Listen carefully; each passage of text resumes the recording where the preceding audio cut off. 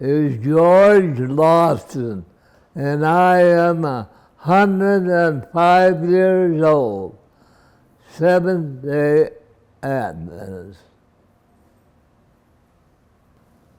I saw Ellen G. White at the Seventh-Day Adventist camp meeting, and I was only 3.5 years old when I saw her. I worked on my father's farm. James Lauston was my father.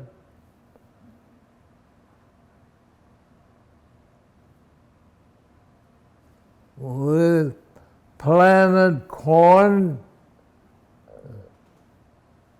We bought a corn picker. It was a one-row corn picker. The husks of the corn wouldn't go through very good.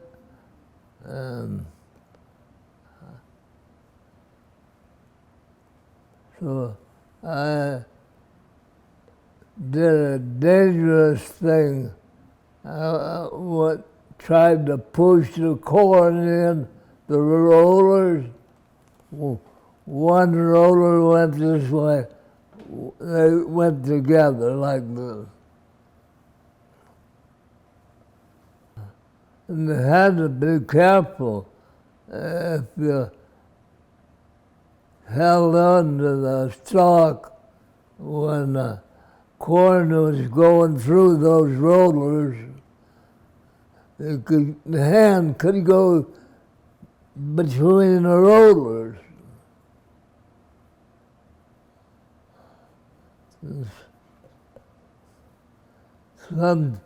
One time I was pretty close.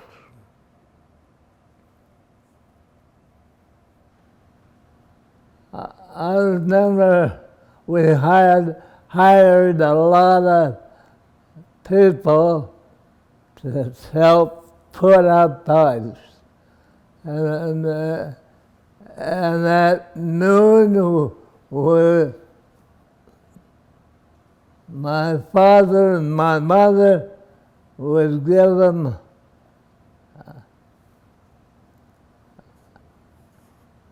dinner.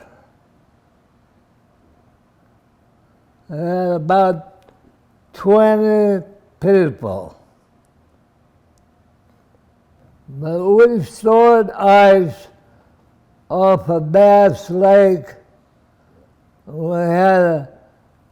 We'd cut a deep channel through the ice. First of all, we had what we call a field of ice. And then we marked it one way long, one way short. And we floated those up the channel, and then it went up to the top of the ice house, and then the ice dropped in. And the fellows inside, they located the ice, and we put one layer of ice on top of the other.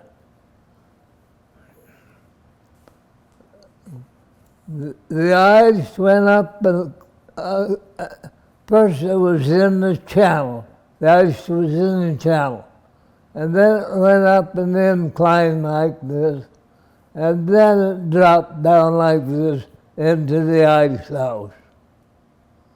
And people inside, they would place the ice,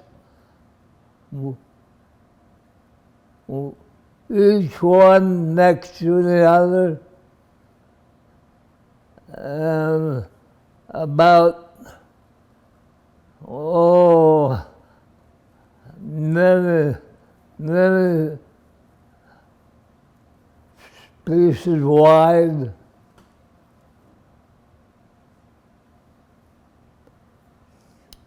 Now that was putting the ice in. Now we had a big pulley at the top of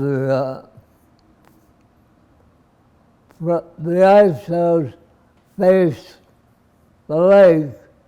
And we had a pulley at the top, and then the cable went down the ground, and then went out this way. And then after we get to 700 tons of ice laid, ice, all the way around the building. And then we put one layer on top of another.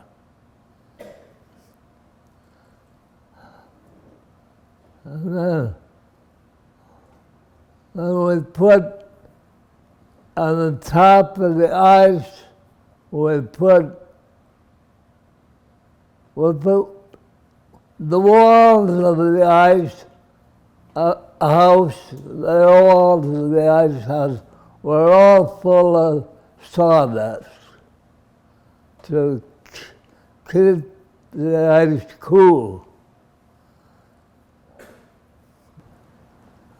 I have a picture of my ice truck.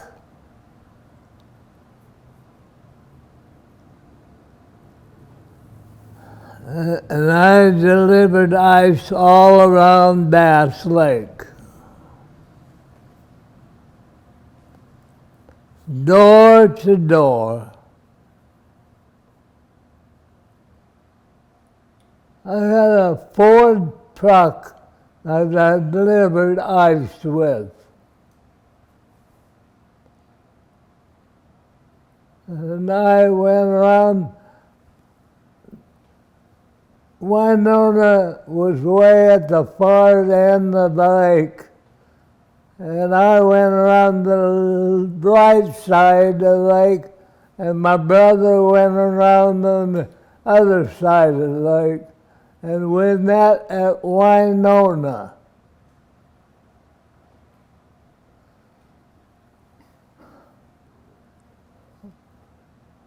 About halfway from my place to Winona on the right side of the lake, I stopped in at the beach house. It was about halfway to Winona, and that's where I had my lunch. Then I continued on to Winona. My brother sold ice to Al Capone. He was a bootlegger. I don't know. All I know is he filled his ice box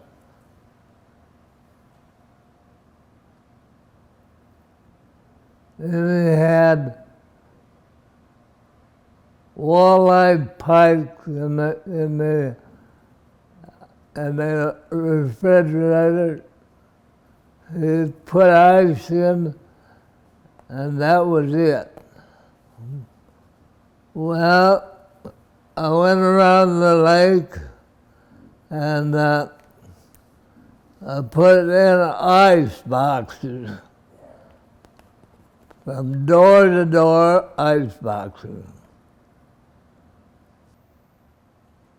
I filled the ice boxes full on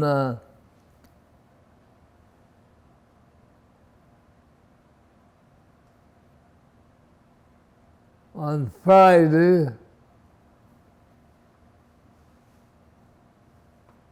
so that I would not have to sell on Saturday They all knew, everybody around the lake knew that I didn't deliver ice on Saturday. I think I showed my faith by not working on Saturday like the Sunday keepers do. George Lauston's 100-year life story. A rascal was born to my parents on December 28, 1909, at Oswego, Kansas, where my parents owned a farm. My mother's parents lived at Bass Lake, but were in poor health, so when I was 3½ years old, we moved to Bass Lake to be close to my parents, rented a farm next to my grandpa, George Borgeson, who had 20 acres. At 3½ years, I remember when 3 of my uncles came to visit the rented farm. That winter, I took my sled and went down the hill and hit a tree. I still remember that. I must tell you that Grandpa Borgeson was a captain on the North Sea for 20 years. His home was in Oslo, Norway. George was not well liked and made his crew work hard. In fact, they threw him overboard into the ocean. Then someone said we will be lost at sea. None of us know how to use a compass or guide the ship. So the crew went out, threw out the lifesavers, and brought him back. On the ship, he found Seventh-Day Adventist literature. He said, when I get to America, I will go to their church.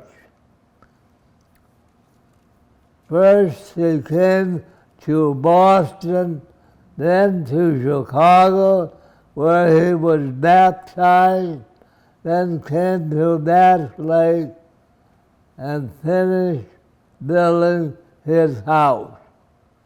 In 1900, he was a member of the Rochester Seventh-Day Adventist Church. He and his wife, Laura, drove a buggy to a Bass Station, and then they caught the Erie Railroad every Sabbath to the Rochester Church. And he got home, he walked around the lake, giving out Seventh-Day Adventist literature every Saturday afternoon. At the age of 7, I went to a red brick schoolhouse at Bass Station, Indiana.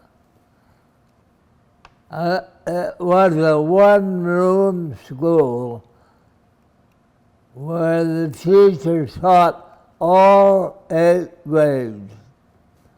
It was located at State Road 35 and 800, where the Harvest Church is now. I went to the academy for 4 years. During my senior year, I preached a sermon at the Noblesville, Indiana, Seventh-Day Adventist Church. My topic was increase of knowledge. One of the signs of Christ's coming is recorded in the Bible. Beginning in 1929, I delivered ice door to door around Bass Lake. Until 1940, I got through delivering ice about 2 p.m. and spent the rest of the day farming my parents' farm and several other farms. On my birthday, December 28, 1931, I received the best present of my life. Esther Amelia Carlton agreed to spend the rest of my life with me. So I went to South Bend and bought a marriage license. When in South Bend, I decided to buy my marriage suit for the best clothing store in town. You will not believe it, but it's true. It only cost $12.98. The Great Depression had struck the United States. Gasoline was 8 gallons for $1. Esther and I were married at Pitt's home in Plymouth, Indiana. My Bible studies teacher from Indiana Academy, Mr. Butler, used or not.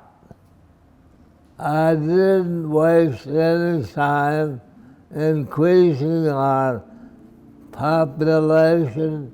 My baby daughter, Georgia May Lauston, was born on December 31, 1932. And my wife's aunt home in Knox, Indiana.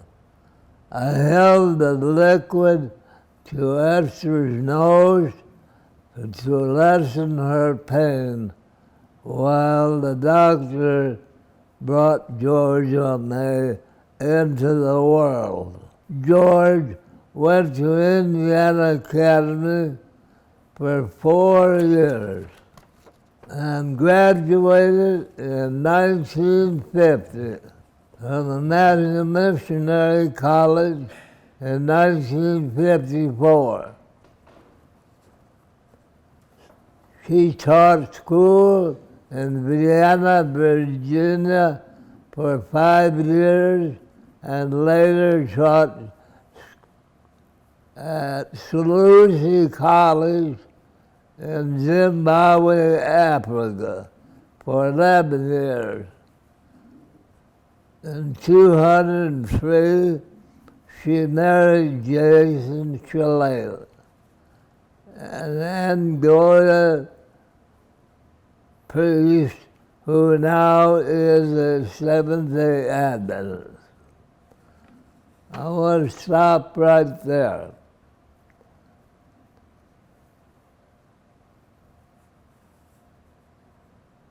Both of them were here yesterday.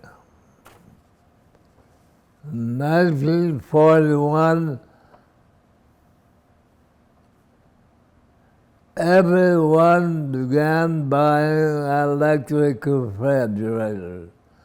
So I had to quit the ice business. World War II was raging with Japan. So instead of enlisting, I worked at the ammunition factory at Kingsbury, Indiana. The last year of the war, I paid cash rent for 10 acres of land and grew potatoes and cucumbers. And I asked the superintendent of the Knox School if he would release the senior class to come out and pick my cucumbers. He said all of this will help the war effort. So he released the class. I had my truck full of cucumbers to the top, and the boys sat on top of the cucumbers, and we all went to Toto and sold them to Weinberg. And I divided the money between them and took them all back to school. And in 1946 and 47, I drove the school bus to California school in 1948. Before the Pullman Railroad and Michigan City, Indiana. That November, my son Richard was born in 1949.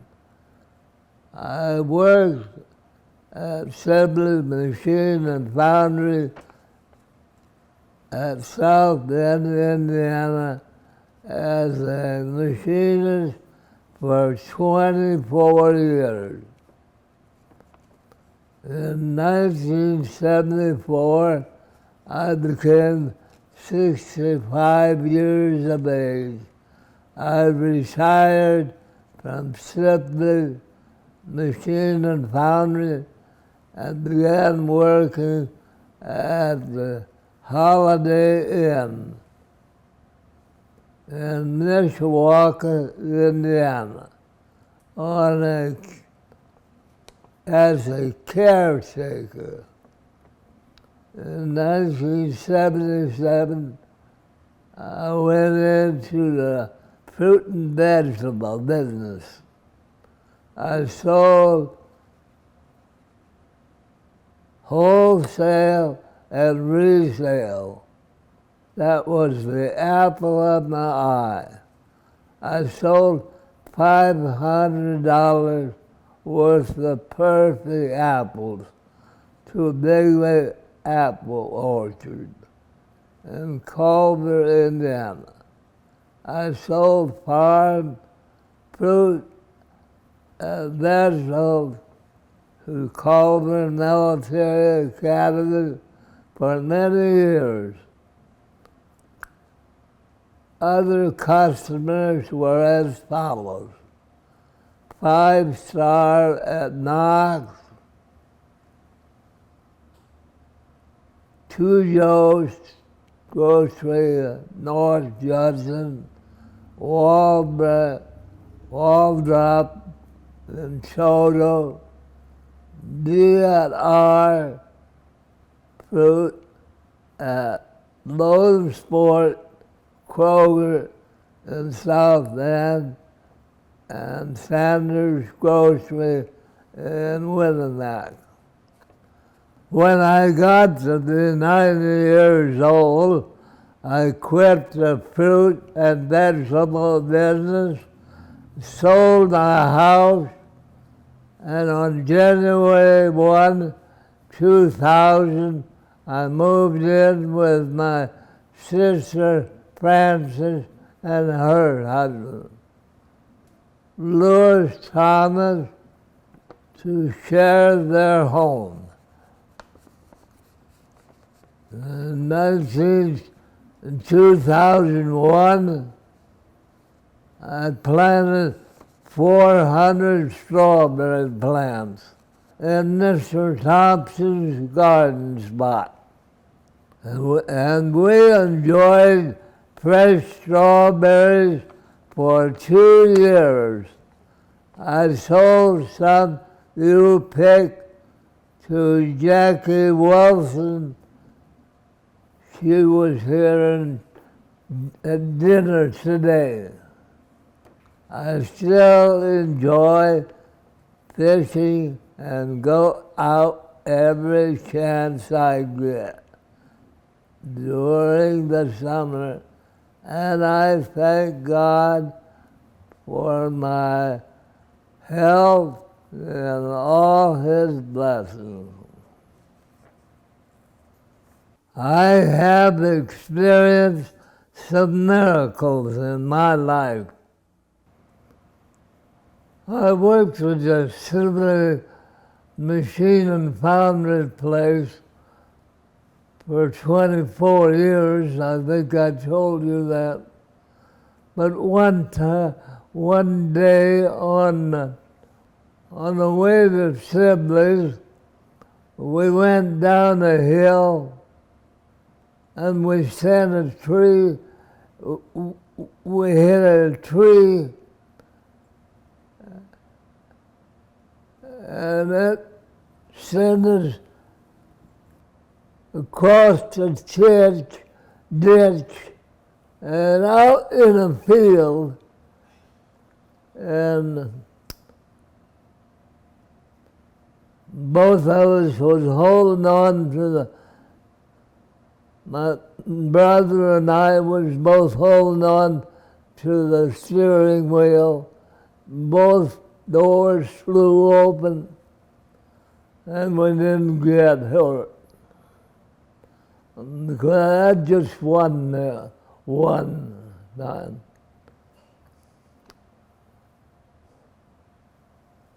Another time, I went to Sibley's machine, and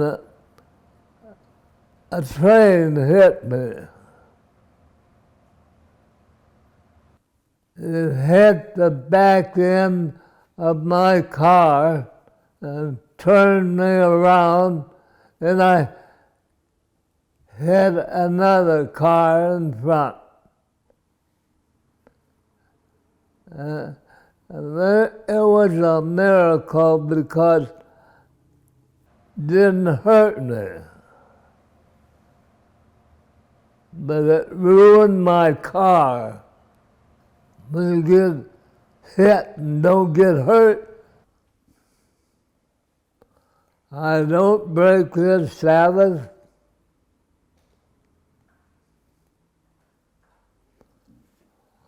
I show Him my love for Him. I call Sunday the Devil's Day.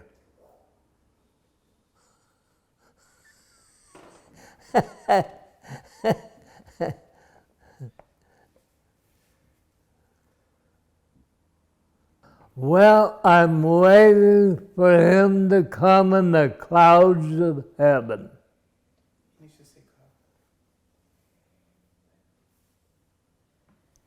I'm waiting for God to come in the clouds of heaven.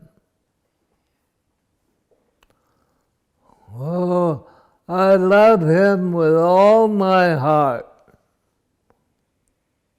I love Jesus with all my heart. Oh, I tell all my friends that Jesus is soon to come. We don't know when.